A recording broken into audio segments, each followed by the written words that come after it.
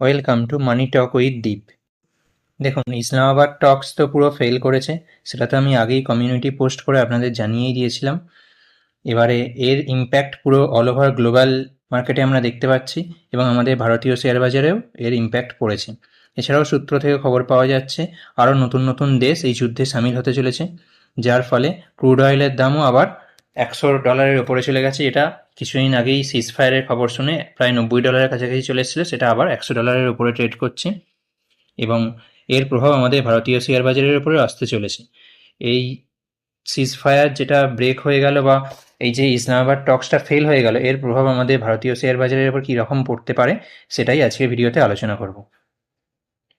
চলুন দেখে নেওয়া যাক যে আজকের বাজারের ওপেনিংটা কীরকম ছিল। আজকে দেখুন, এখানে যদি আমরা গিফট নিফটি দেখি তাহলে প্রায় ওপর থেকে প্রায় 400 পয়েন্টের মতো নিচের লেভেলে ওপেনিং করেছিল, এবং তা থেকে মার্কেট আরও নিচের দিকে যাচ্ছিল, এবং তারপরে বেশ কিছুটা রিকভারি এসে 200 পয়েন্টের কাছাকাছি ডাউনে থেকে আজকে মার্কেট ক্লোজিং দিয়েছে।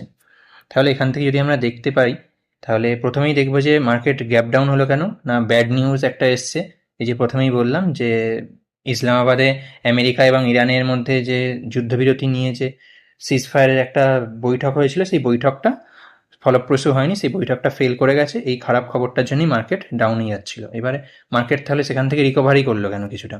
দেখুন, রিকভারি করলো কারণ সিজফায়ার যেটা চলবে বলেছিল 2 সপ্তাহ, সেটা কিন্তু এখনো পর্যন্ত ভাঙেনি। মানে এপ্রিল 22 পর্যন্ত এখনো পর্যন্ত আশা করা যাচ্ছে যে সেই হারে যুদ্ধের এসকিলেশনটা হবে না, বা তার মধ্যেও আর একটা, এদের মধ্যে আমেরিকা এবং ইরানের মধ্যে আর একটা মিটিং ফিক্স করার চেষ্টা চলছে, যার ফলে মার্কেট সেটাকেই একটা প্রাইস টিন করে নিয়ে সেই আশাতে মার্কেট কিছুটা রিকভারি করেছে।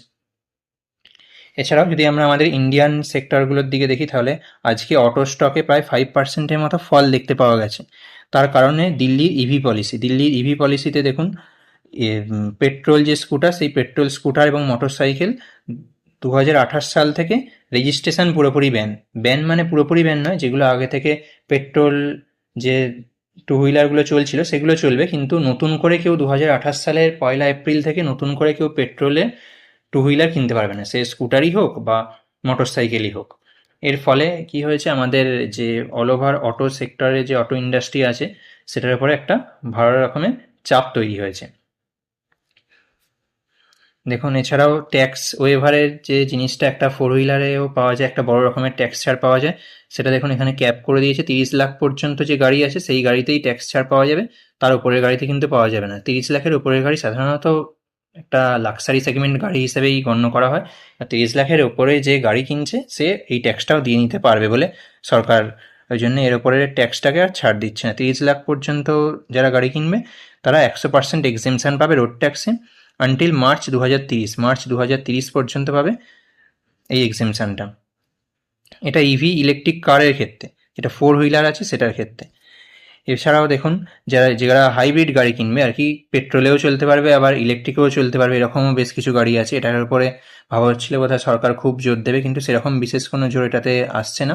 মাত্র সেটায় 50% রোড ট্যাক্স ওয়েভ করছে, অর্থাৎ 50% রোড ট্যাক্স ছাড় দিচ্ছে, কিন্তু পুরোপুরি কোনো রকম কোনো ছাড় নেই।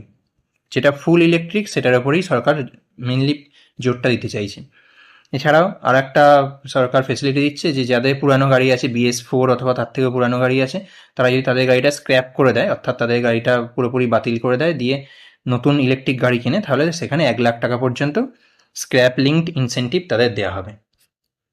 এছাড়াও ইলেকট্রিক থ্রি হুইলার যেগুলো আছে, যেগুলো অটো সেগমেন্টে চলে মেনলি, এগুলো তো মেনলি কমার্শিয়ালি ইউজ হয়, এগুলোর উপরেও ইলেকট্রিক থ্রি হুইলারের উপরে সরকার জোর দিচ্ছে, এবং 1 জানুয়ারি 2027 থেকে অনলি ইলেকট্রিক থ্রি হুইলার যেগুলো আছে সেগুলোই অ্যালাউ করা হবে নতুন রেজিস্ট্রেশনের জন্য। এখানে ইলেকট্রিক থ্রি হুইলার ছাড়া অন্য কোনো রকমের কোনো থ্রি হুইলারই রেজিস্ট্রেশনের জন্য অ্যালাউ করা হবে না 1 জানুয়ারি 2027 থেকে। এই নিয়মটা দেখুন এখন দিল্লিতে এসছে, এরপরে আস্তে আস্তে আস্তে আস্তে পুরো ভারতেই এই নিয়মটা চালু হবে। এছাড়াও আর একটা যে খবর পাওয়া যাচ্ছে, যে সুইগি, জোম্যাটো, ওলা, উবার এইসব কমার্শিয়াল পারপাসে যেসব গাড়ি ইউজ হয়, মানে সে টু হুইলার হোক থ্রি হুইলার হোক, যে গাড়ি ইউজ হয় এইসব কমার্শিয়াল পারপাসে, সেগুলো অবশ্যই ইলেকট্রিক হতে হবে। এই নিয়মটা দিল্লি সরকার নিয়ে আসছে, যেটার ফলে একটা অটো সেগমেন্টে একটা ভালো রকমের চাপ দেখতে পাওয়া গেছে। এর কনক্লুশনে যদি আমরা বলি তাহলে কি বলা যাবে, দেখুন এখন যে টু হুইলার সেগমেন্টের যে গাড়িগুলো আছে, প্রথমে আগে সরকার টু হুইলার সেগমেন্টে কেন ম্যান্ডেটরি করছে না, টু হুইলার সেগমেন্টের গাড়ি সাধারণত কেউ, মানে খুব কম পার্সেন্টেজ লোক লং ড্রাইভে নিয়ে যায়, যার ফলে তাদের ওই চার্জিংয়ের প্রবলেমটা আসে না। তারা সাধারণত শহরে বা যে জায়গাতে তার বাড়ি থেকে হয়তো 100 কিলোমিটারের মধ্যেই ঘোরাফেরা করে। আর টু হুইলার সেগমেন্টের চার্জিংও সেরকম থাকে। আর তাছাড়াও টু হুইলারের যে ইনফ্রাস্ট্রাকচার সেটা ফোর হুইলারের থেকে একটু বেশি বিল্ড আপ করে গেছে ভারতে। আর তাছাড়াও টু হুইলার সেগমেন্টের মধ্যে অনেক বড় বড় যে কোম্পানি আছে তারা তাদের ইলেকট্রিক গাড়ি নিয়ে চলে এসছে।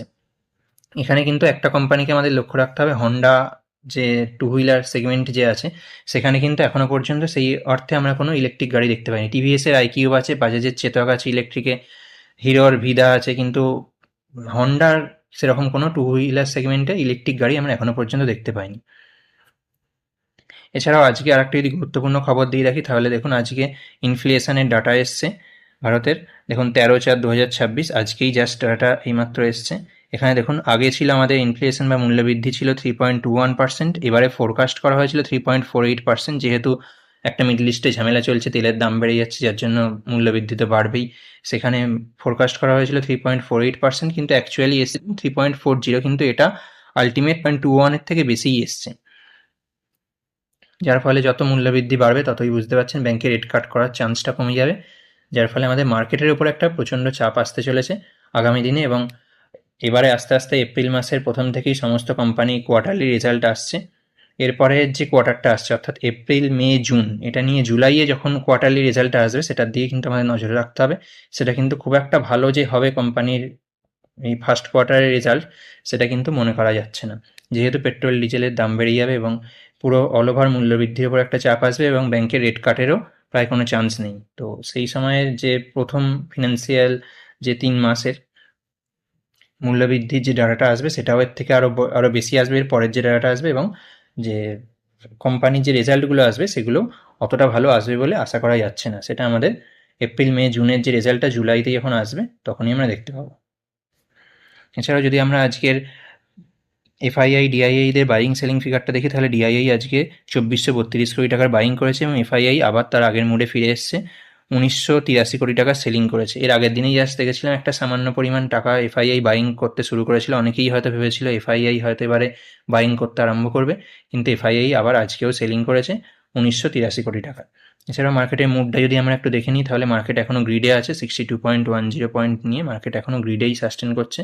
মানে এখনো পর্যন্ত ইনভেস্টারদের মনে হচ্ছে যে মার্কেট এখান থেকে ওপরের দিকেতেই যেতে পারে। তো আজকে যত গুরুত্বপূর্ণ খবর ছিল আশা করি খুব সহজে আপনাদের সবাইকে জানাতে পেরেছি। ভিডিওটা যদি ভালো লাগে একটা লাইক করতে পারেন এবং চ্যানেলটা ভালো লাগলে সাবস্ক্রাইব করে রাখতে পারেন। এরকম ইনফরমেটিভ ভিডিও রোজের প্রতিদিন আপনি দেখতে পাবেন। আজকে এই পর্যন্তই, দেখা হচ্ছে পরের দিনের ভিডিওতে। ধন্যবাদ, ভালো থাকবেন।